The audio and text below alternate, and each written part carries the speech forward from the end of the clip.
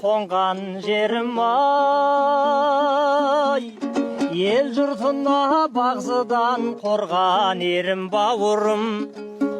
Құшақ жайып қарсалар сені бүгін ауылым. Береке мен ынтымақ арқасында Песенное состязание Айтыс отражал ту же борьбу, точнее границу вступления в свои права, великой гармонии тела и духа, человека и космоса, царства рассвета жизни, радуги красок, голосов птиц и песен любви.